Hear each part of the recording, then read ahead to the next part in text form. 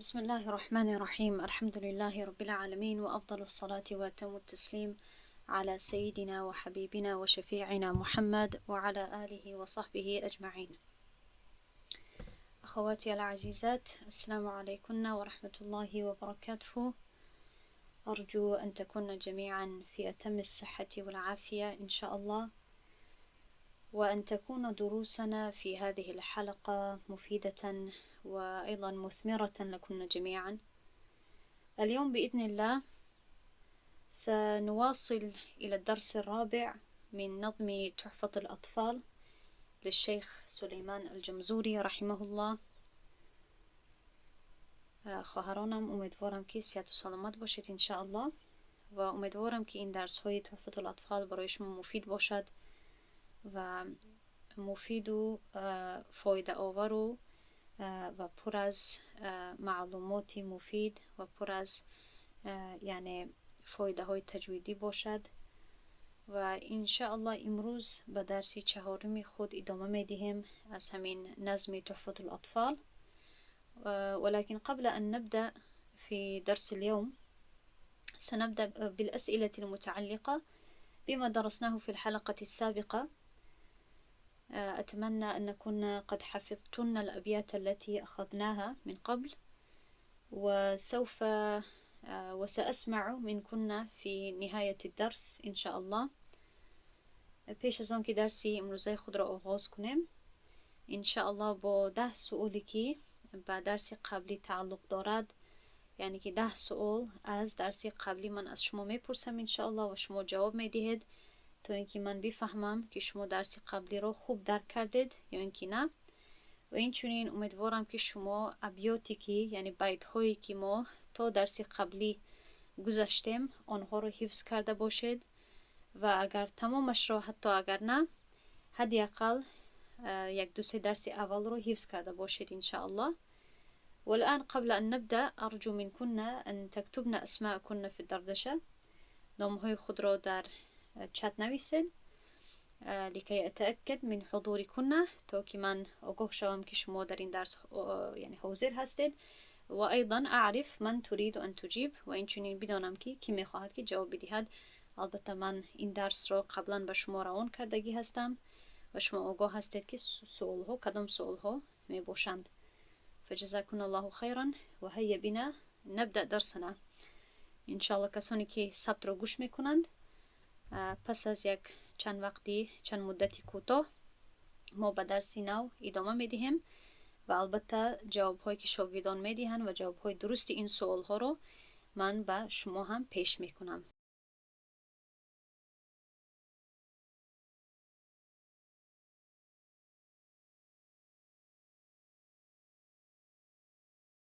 خب این بود 10 سوالی که ما به شاگردان پیش کردیم و اکنون نظر میکنیم که جواب های اینها چیست.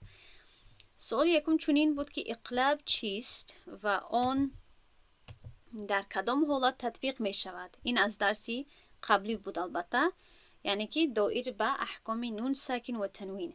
اقلاب یکی از احکام نون ساکنه و تنوین است که وقتی نون ساکنه یا تنوین پیش از حرف با بیاید تطبیق می شود. در این حالت نون ساکنه یا تنوین به میم ساکنه تبدیل یافته با غنه خوانده می شود. سوال دوم، سبب اساسی اقلاب چیست؟ سبب اساسی اقلاب ساده تر کردن تلفظ هست. ظاهر کردن نون ساکنه یا تنوین نزدی به دشواری ایجاد می کند. از چی سبب؟ اگر این خیل تجربه کنید، نون ساکنه تنوین یعنی که نون تنوین، البته که نون یکی از حرفهای شفتین نیست، یعنی که از لب مخرجش در لب نیست، بلکه مخرجش در آن جای هست که طرف اللسان به بیره های دندان های بالا یا به بیره های دندان های بالا 6 دندان های بالا می رسد.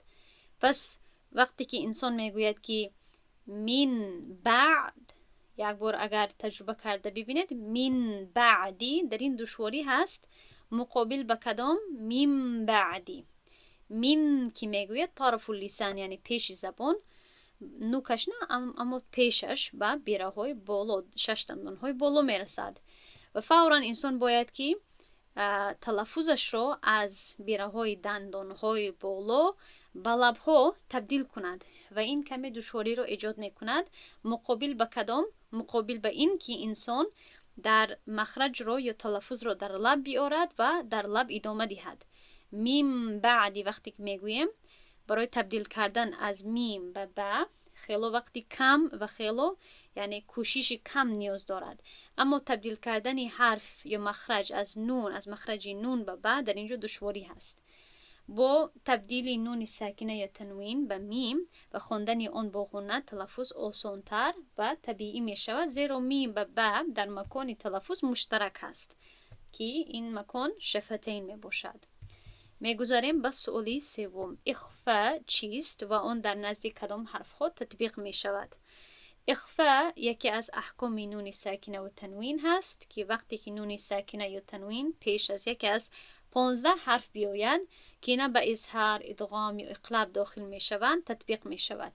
ин ҳарфҳо дар байти صف ذاتنا كم جاد شخص قد سامد طيبا زد في طوقا ضع ظالما جمع شده است.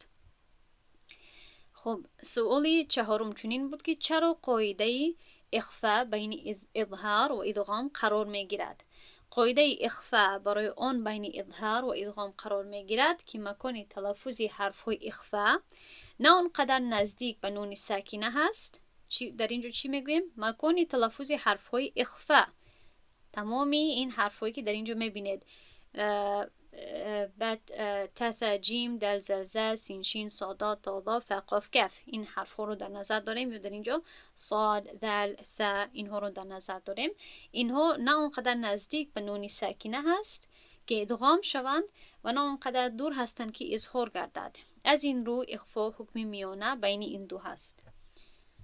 ادامه میدهیم به سوالی پنجم. تعریف غنه چیست و آن به چند مقدار درست کرده می شود؟ غنه صدایی هست که در میم و نون یعنی در این دو حرف پیدا می شود و از بالای بینی یعنی از خیشوم یا دماغ که می گوییم بیرون می شود. مقدار غنه همیشه دو حرکت هست. ششم سوال این است که سبب اساسی اخفا چیست؟ سبب اساسی اخفا آسان کردنی تلفظ می باشد از سببی نه آنقدر نزدیک و نه آنقدر دور بودنی مکانی تلفظ. اخفا یک حکمی طبیعی است که تلفظ را ساده می کند برای آسان کردنی تلفظ. خلاصه گپ. سوال هفتم این است که هنگام خواندن میم مشدده و نون مشدده کدام قاعده باید تطبیق شود؟ در اینجا البته که شما جواب دادید که هنگام خواندن میم مشدده و نون مشدده غنه روشن خوانده می شود و صدا باید دو حرکت با بقای غنه اجرا شود. برای دو حرکت باید غنه کرده شود و غنه باید روشن باشد، مقابل یا گویم که مقابل به حرف هایی که میم و نون باشد و غیر مشدده باشد. هشتم سوال چنین بود که در مثال های ریحن صرصرن و ینصرکم کدام قاعده تطبیق می شود؟ و شما جواب دادید که قاعده اخفا تطبیق می شود. از سببی که در اینجا نظر کنید، در اینجا من یک مثال تنوین رو برای شما دادم و در اینجا یک مثالی که در آن نونی ساکنه باشد. پس در هر دوی این مثال ها نظر میکنیم که پس از تنوین یعنی که نونی تنوین یا اینکه نونی ساکنه یکی از حرف می آید، حرفی صاد. این حرف یکی از حرف های البته اخفا می باشد، یعنی که یکی از 15 حرفی اخفا می باشد و در این حالت باید که نونی ساکنه و نونی تنوین رو باید روشن باید مخفی کرده خوانده شود. خب پس در اینجا ما میگوییم ریحن صرصرا و در اینجا میگوییم ینصرکم. خب ادامه میدهیم. سوالی نهم این بود که در مثال های المزمل و من الجن کدام قاعده تطبیق می شود؟ این دو مثال های میمی مشدده و نونی مشدده بودن، نه اینکه مثال های نونی ساکنه و تنوین. در این مثال ها قاعده غنه تطبیق می شود، زیرا در حرف های مشدد غنه روشن‌تر و واضح‌تر هست. و آخران سوال این بود که در مثال های الانبیا و من بعدی کدام قاعده تطبیق می شود؟ و جوابی درست دادید که در این مثال ها قاعده اقلاب تطبیق می شود. از سببی که در اینجا نونی ساکنه داریم، در اینجا هم نونی ساکنه داریم و در هر دوی مثال ها پس از نونی ساکنه حرفی با می آید و اگر حرفی با آید باید که نون ساکنه رو به میم ساکنه تبدیل کنیم و اینچنین با غنه اجرا کنیم. پس این بود جواب های شما و شما هم چنین جواب دادید و انشاءالله که جواب های درست دادید. اکنون آغاز میکنیم با درسی نو. اول نظر میکنیم به بیت های نو. انشاءالله در این درس ما از بیت 18 ادامه میدهیم تا بیت 23. احکام المیم الساکنه. والمیم إن تسكن تجي قبل الهجاء لا ألف لينة لذي الحجاء. أحكامها 3 لمن ضبط إخفاء إدغام وإظهار فقط. فالأول الإخفاء عند الباء وسمه الشفوي للقراء. والثاني إدغام بمثلها أتى وسمي إدغاما صغيرا يا فتى. والثالث الإظهار في البقية من أحرف وسمها شفوية. واحذر لدى واو وفاء تختفي لقربها والاتحاد فاعرفي. خب اکنون آغاز میکنیم با شرح این بیت ها. در اینجا مؤلف میگوید که والمیم این تسکن، یعنی که در این درس ما انشالله 3 قاعده که دایر به میم ساکنه می باشند آنها رو میگذاریم. در این بیت میگوید که والمیم این تسکن تجی قبل الهجاء لا الف لینة لذی الحجاء. اگر میم ساکنه شود، این تسکن تجی پیش از حرفای هجا می آید، تجی می آید پیش از حرفای هجا. لا نه پیش از الفی لینه. لذی الحجاء برای صاحب عقل. نقطه یکم این است که وقتی که مؤلف میگوید یا ناظم میگوید که و میم اگر ساکنه شود، یعنی که میم ساکنه این حرف میم هست که سکون آن در وصل و وقف استوار هست، یعنی که همه وقت باقی میماند. میم ساکنه میتواند در بین کلمه مثل الحمد، انعمت، در اینجا نظر کنید، در اینجا آمده است، در اینجا هم آمده است، یا در آخری کلمه مثل لکم یا اینکه ام حسبتم قرار گیرد. در اینجا واضح میکنم، شرح میدهم که مؤلف به چی اشاره میکند؟ به میم ساکنه. دویم نقطه این است که پیش از حرف هجا نه پیش از الف لینه. این معنا دارد که میم ساکنه پیش از حرف های هجا می آید، اما نه پیش از الف مدی. یعنی که وقتی که میگوید الف لینه، این اشاره به الف مدی هست، زیرا الف مدی تنها پس از حرف مفتوح با فتحه می آید، چی طوری که شما علکه می دانید. در نقطه بعدی همین طور میم ساکنه نمیتواند پیش از یا مدی آید. میمی که سکون داشته باشد بالایش آیا میتواند پیش از یا مدی آید؟ البته که نه، از سببی که پیش از یا مدی باید که یک حرف متحرک باشد و اگر یا مدی باشد البته که حرفی که پیش از او می آید باید که کسره داشته باشد. پس در اینجا من میگویم زیرا یا مدی تنها پس از حرف مکسور یعنی که با کسره می آید و این چنین نمیتواند پیش از واوی مدی باشد، زیرا واوی مدی تنها پس از حرف مضموم با ضمه می آید. این معنا دارد که میم ساکنه پیش از هیچ یکی از حرفهای مدی نمی آید.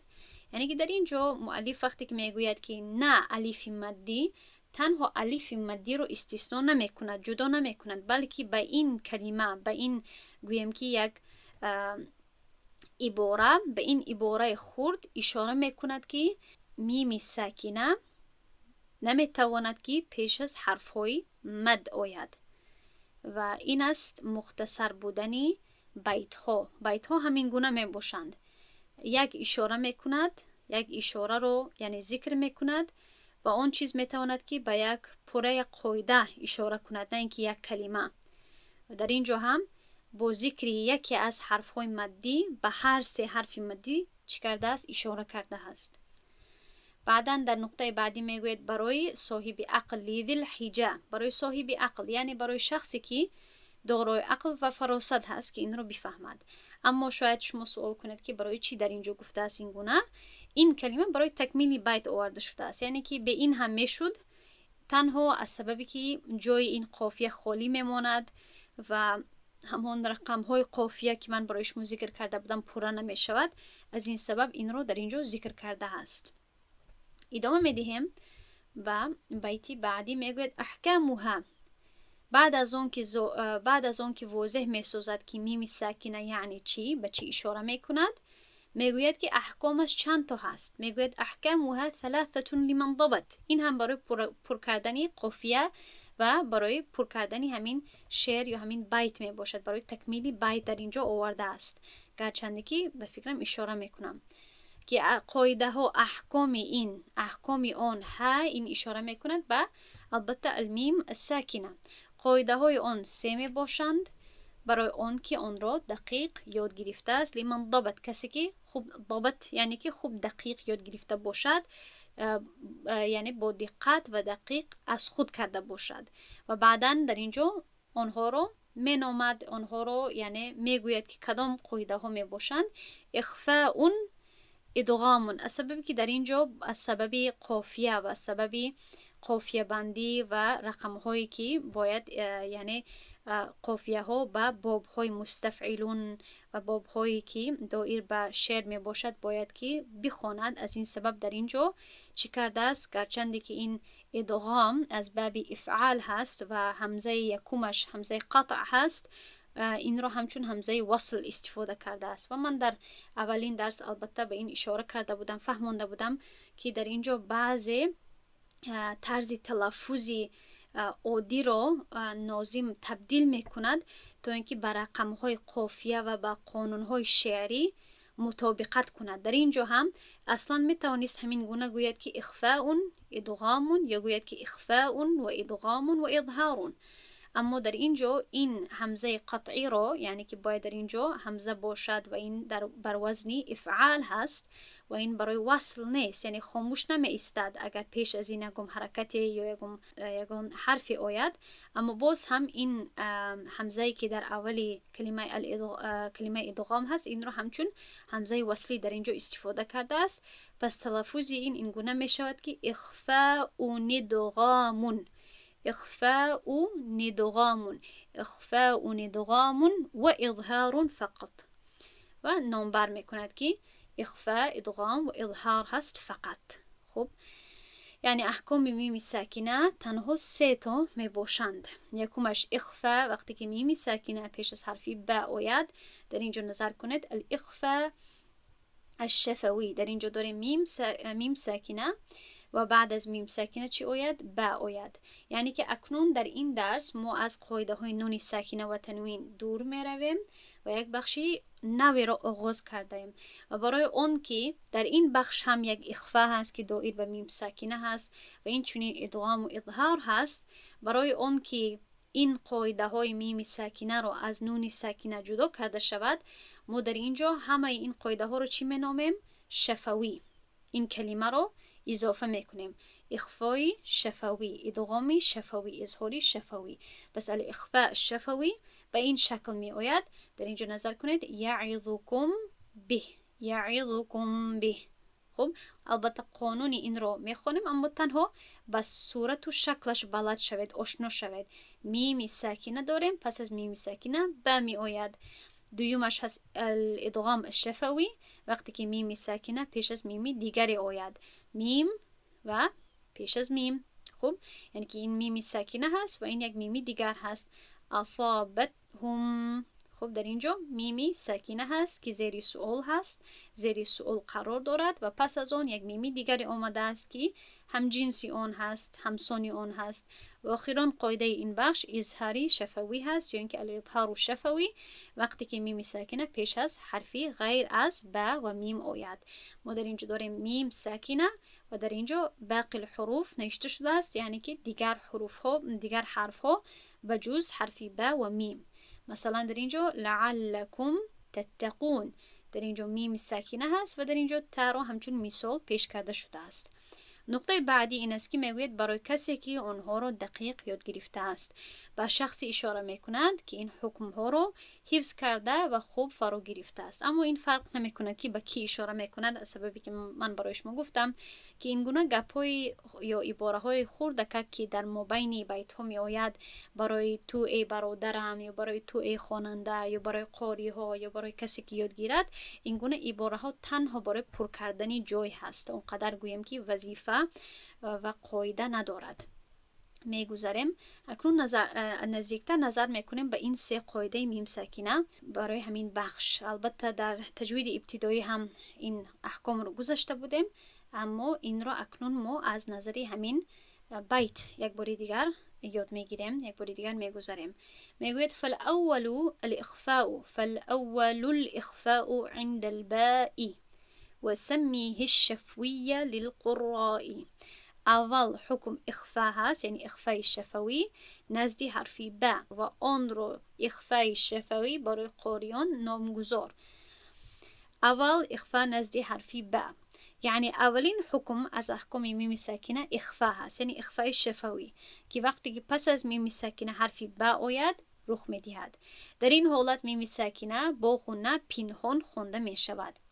این حکم تنها در 2 کلمه جاری است، یعنی که میم ساکنه در آخر یک کلمه و حرفی با در اولی کلمه دیگر می آید.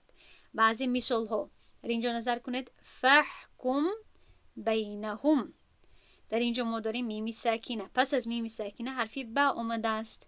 پس در اینجا قاعده چی شد؟ میم ساکنه با غنه پنهان خوانده می شود. لبها را نه اونقدر به همدیگر فشار می دهید و نه از همدیگر جدا می کنید. صدای میم را به دماغ خود می کشید.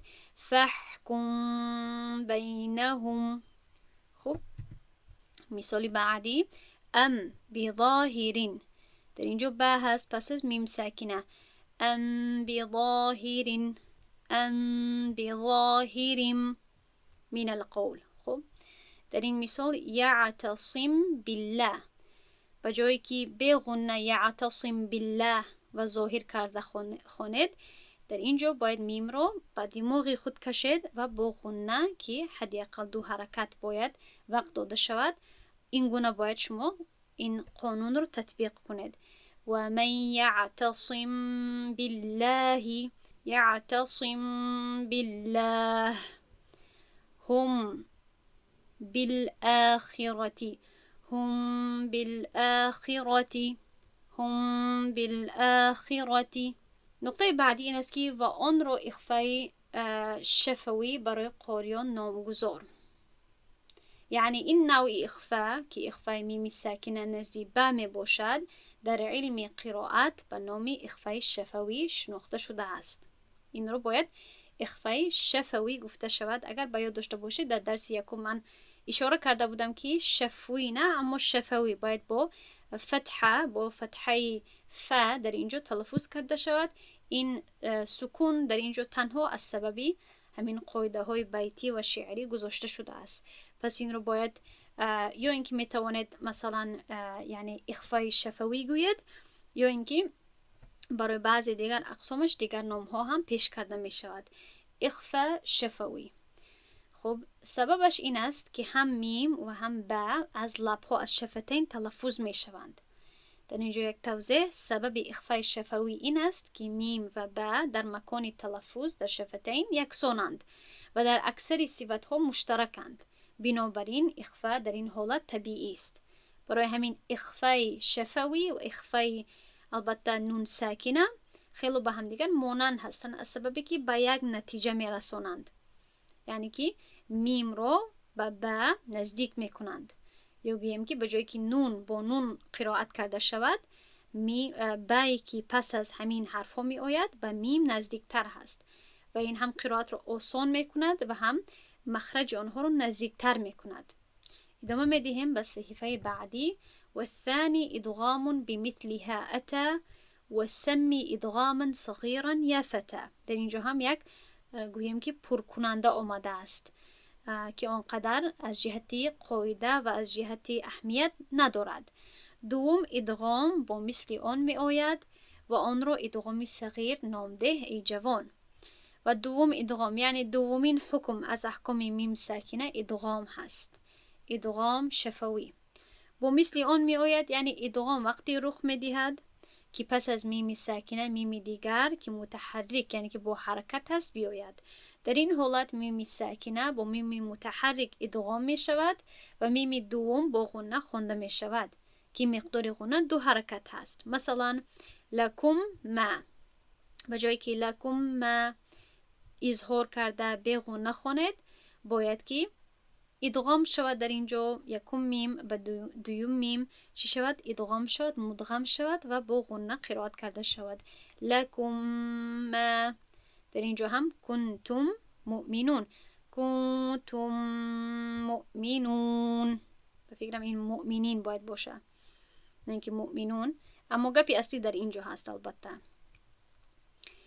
امن، در اینجا هم میم یکمش ساکنه هست، میم دویم متحرک و البته وقتی که ادغام کرده می شود در مصحف عموما در اینجا شده گذاشته می شود برای بالای میم دویم، تا اینکه اشاره کند که در اینجا میم یکم به میم دویم ادغام می شود، مدغم می شود و باید در اینجا قاعده غنه تطبیق شود. نقطه بعدی این است که و آن را ادغام صغیر نام ده. این نوع ادغام را ادغام صغیر می نامند، زیرا حرف اول ساکنه هست و حرف دوم حرکت دار هست. و توضیح این است که سبب ادغام در این حالت تماثل میان دو حرف میم هست که هر دو از یک مکان شفتین می برآیند. از این رو آن را ادغام مثلین، یعنی که ادغام حرف‌های همسان یا ادغام شفوی نیز می نامند، زیرا هر دو میم از لب‌ها تلفظ می شوند. ای جوان، این عبارت برای تکمیل بیت آورده شده است و اشاره به شخصی می کند که با سعی و تلاش در طلب علم هست. فایده: ادغام شفوی در حروف مقطعات نیز رخ می دهند. اگر پس از میم ساکنه میم متحرک بیاید، مثال الف لام میم در آیت الف لام میم که میم لام به میم میم ادغام می شود و حکمی آن ادغام شفوی یا ادغام مثلین هست. در اینجا اگر نظر کنید الف لام میم، اگر یعنی این 3 حرف رو اگر ما گشوده نویسیم و برای هر حرف تمامی حرفهایش رو نویسیم، الف رو یعنی از جهت تلفظ نویسیم و این چونین لام و میم رو اگر نویسیم، در اینجا نظر کنید که لام با میم ساکنه به انتها میرسد و میم خودش با حرف میم آغاز می‌یابد. از این سبب باید که میم لام رو به میم میم یعنی به میم کلمه میم باید مدغم کنیم و با ادغام با غنه تلفظ کنیم. الف لام، همین که میم میگویم این رو غنه گفته میشود و در اینجا ما تطبیق کردیم. بعد وقتی که غنه میکنید بعد میم میگوید و البته قاعده های مد رو هم تطبیق میکنید. میگذاریم به سوم حکم. و الثالث الاظهار فی البقیه من احرف و سمیها شفویه. سوم اظهار هست در حرفهای باقی مانده و آن را شفوی نامگذار. این را هم شفوی نامگذار، اینها هم شفوی گفته می شود، چطوری که در اول من اشاره کردم. و سوم اظهار یعنی سومین حکم از احکام میمی ساکنه اظهار هست، اظهاری شفوی. در حرفهای باقی مانده حرفهای اظهار آن حرفهای هستند که پس از خارج کردن حرفهای اخفا با و ادغام میم باقی میمانند. پس حرفهای اظهار 26 تا هستند. هنگامی که یکی از این حرفها پس از میم ساکنه آید، حکم اظهاری شفوی تطبیق می شود. و سبب اظهار در این مورد این است که مکان تلفظ و صفتهای میم ساکنه از مکان و صفتهای اکثری حرفهای اظهار دور هست. مثالهای زیاده برای اظهار شفوی وجود دارند که در صحیفه بعدی من پیش میکنم انشاءالله. نقطه بعدی این است که و آن را شفوی نامگذار، این نوع اظهار را اظهاری شفوی می نامند، زیرا میم که حرف اظهار هست از شفتین تلفظ می شود. در اینجا هدف آن نیست که همه حرفهای اظهار شفوی هستند، بلکه تنها میم ساکنه که در این حکم با اظهار خوانده می شود شفوی نامیده می شود، زیرا از شفتین می برآید. این با اظهاری حلقی فرق میکند که در آن حرف های اظهار از حلق برمی آیند و نون ساکنه و تنوین پیش آنها با اظهار خوانده می شود. اظهاری شفوی یعنی از اظهاری حلقی فرق میکند. اگر باید داشته باشید اظهاری حلقی رو هم من با شما اشاره کرده بودم در درسی دوم به فکرم. خب اکنون میگذاریم و نظر میکنیم بعضی مثال های اظهاری شفوی را.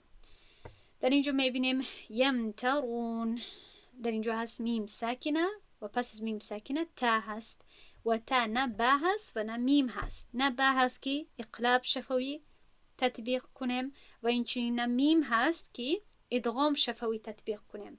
پس در اینجا ظاهر و روشن میخونیم. میم رو یعنی زبان خود رو به مخرج میم میرسونیم به پرگی. و در اینجا البته که حرف میم و نون همه وقت با صفت ادغام یعنی وابسته هستند و همه وقت تا یک درجه غنه از دماغمان میبراید، خواه ما کنیم یا اینکه نکنیم. اما در اینجا غنه اونقدر ظاهر نمی شود از سببی که البته حرفی مشدده نیستند. یمترون، یم یعنی که با بخشش لبهای خود را به هم دیگر فشار میدهیم از سببی که مخرج میم از لبها هست. خب بعضی ها فرق میکنند، میگویند که از قسمتی این حرفی شفوی از قسمتی تری لبها هست، اینش از قسمتی خشکی لبها هست. اما اگر این رو نفهمید همین قدر دانستن کفایه میکند که مخرج میم از لبها هست، از شفتین خارج کرده میشود. یمترون، در اینجا هم میبینیم ظمآنو، در اینجا میم ساکنه هست و پس از میم ساکنه همزه اومده است. پس در اینجا ما چی میکنیم؟ میم رو روشن و ظاهر کرده تلفظ میکنیم. ظمآنو، ظم. در اینجا هم کنتم، در اینجا البته قاعده اخفای نون ساکنه تطبیق میشود و در اینجا اظهاری شفوی تطبیق می شود از سببی که پس از میم ساکنه حرفی صاد آمده است که نه با هست و نه میم. کنتم صادقین. وامضوا هم فیها علیهم ولا. خب و در آخران نقطه که به این دو مثال آخران هم یعنی چی دارد؟ تعلق دارد. نظر کنیم در اینجا مؤلف چی میگوید؟ ناظم میگوید وحذر لدى واو و فاء ان تختفی لقربها والاتحاد فعرفی.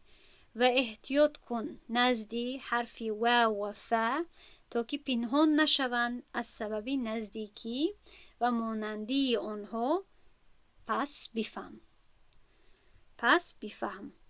نقطه یکم این است که یعنی ای خواننده احتیاط کن که میم ساکنه پیش از فا و واو اخفا نشود. یعنی که در اینجا من مثال ها را برای شما دادم و در این صحیفه قبلی هم دو مثال آمد. اما در اینجا ناظم به ما چی میگوید؟ میگوید که وقتی که یک نقطه آخران را برای ما همچون هشدار کردن ما پیش میکند و میگوید که یعنی احذر یعنی احتیاط کن که وقتی که میم ساکنه پیش از فا یا اینکه حرف واو آید احتیاط کن که مخرج هر دوی آنها آمیخته نشود و میم به حرف فا گم نشود. یعنی که در اینجا میم را ظاهر بخوان هم فیها و برای همین وقت بده، البته وقتی توسط یعنی که لنعمار که هست یکی از صفتهایش وقتی متوسطش بده و احتیاط کو که میم به مخرجی فا یا اینکه به حرف فا آمیخته نشود، درون کرده نشود. این گونه نخواند که گوید خفیها. خب این غلط می شود و بعضی ها حتی خودم یعنی پیش وقتی که متوجه می شدم اگر تیز قرائت می کردم اهمیت می دادم که مثلا این دو حرف به همدیگر خیلی نزدیک می شوند و قریب آمیخته می شدند. آدم باید احتیاط کند که دو مخرج رو به همدیگر چی نکند؟ الدرش نکند، آمیخته نکند و بالای هم نگذارد. هم فیها یعنی که اول باید مخرج میم رو به پرگی تلفظ کند و بعداً کمی وقت که داد به حرفی فا گذارد، مخصوصاً از سببی که فا و واو اینها هم حرفهای شفوی حساب میشن. حرفهایی هستند که مخرجشون از لب هست، لبها، و از سبب قریب بودن مخرج اونها به همدیگر میتوانند که درآیند، داخل شوند، آمیخته شوند و صدای آنها به همدیگر مانند شود مخرج آنها. از این سبب باید که با صبر و با دقت اینها رو تلفظ کرد. سبب این احتیاط در نزدیکی و شباهت مکان تلفظ میم و ف مثل هم فیها و اتحاد مکان تلفظ میم با واو علیهم ولا حسابهم و هم می باشد.